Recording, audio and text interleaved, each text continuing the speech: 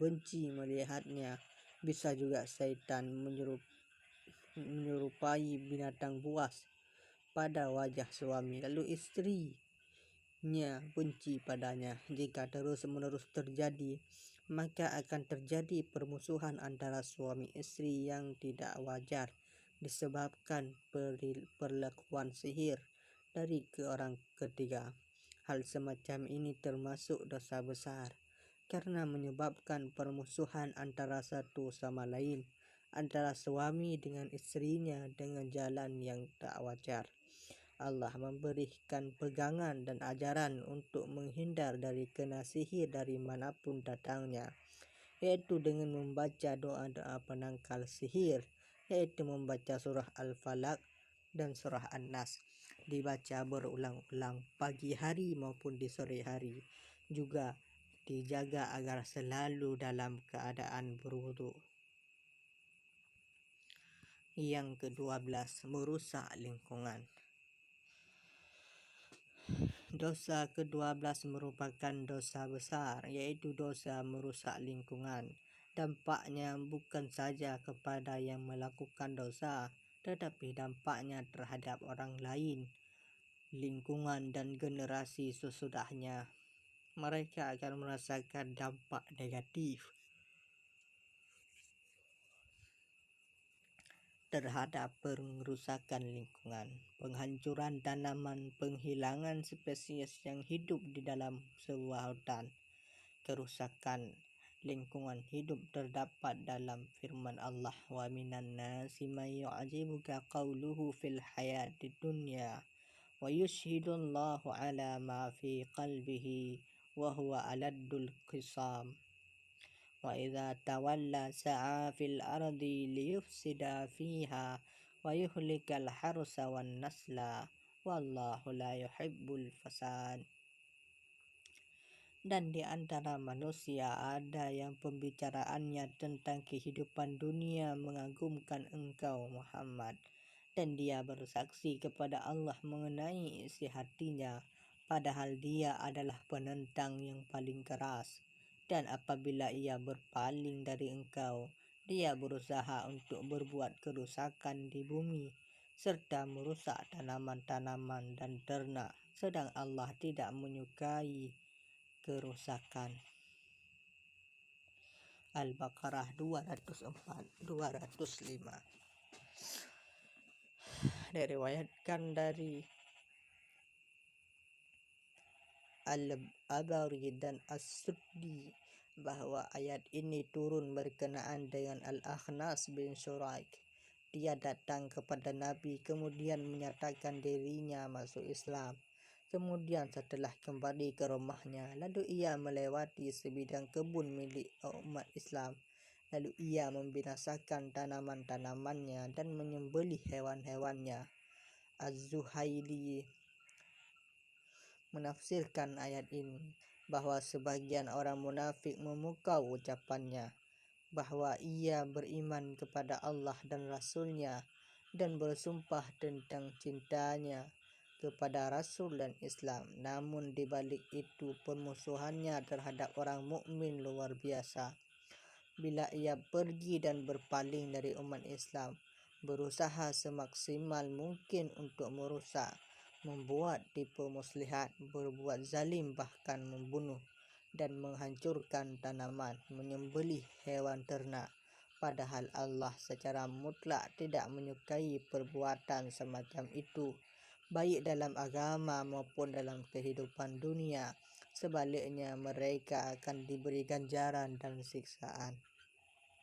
Ayat di atas merupakan penjelasan Allah tentang sifat-sifat orang munafik yang melakukan tindak kriminal berupa perusakan lingkungan termasuk tanaman-tanaman, pepohonan, membakar hutan, pembalakan liar, pemusnahan hewan ternak, penghilangan spesies dalam suatu tempat.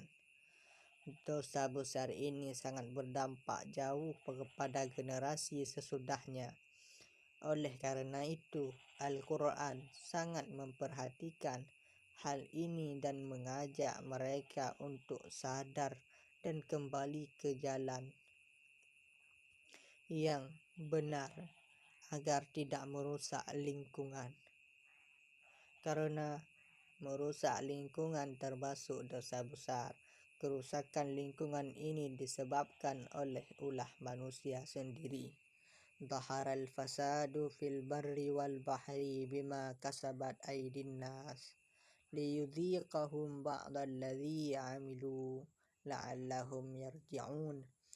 Telah tampak kerusakan di darat dan di laut disebabkan karena perbuatan tangan manusia. Allah menghendaki agar mereka merasakan sebagian dari akibat perbuatan mereka, agar mereka kembali ke jalan yang benar. Ar-Rum 41. Yang ke-13, berhakim kepada taghut. Ayat yang berkaitan dengan berhakim kepada taghut terdapat dalam surah An-Nisa 60-61. Alam tara ilal ladzina yaz'amuna annahum amanu bima unzila ilaik wama unzila min qablika yuriduna an yatahakamu ila taghut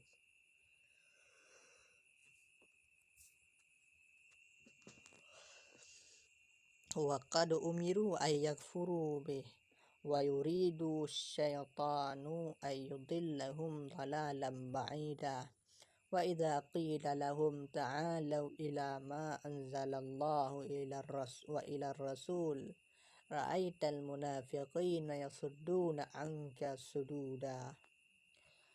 Tidakkah engkau Muhammad memperhatikan orang-orang yang mengaku bahwa mereka telah beriman kepada apa yang diturunkan kepadamu dan apa yang diturunkan sebelummu, tetapi mereka masih menginginkan ketetapan hukum kepada taghut, padahal mereka telah diperintahkan untuk mengingkari taghut itu. Dan setan bermaksud menyesatkan mereka dengan kesesatan yang sejauh-jauhnya.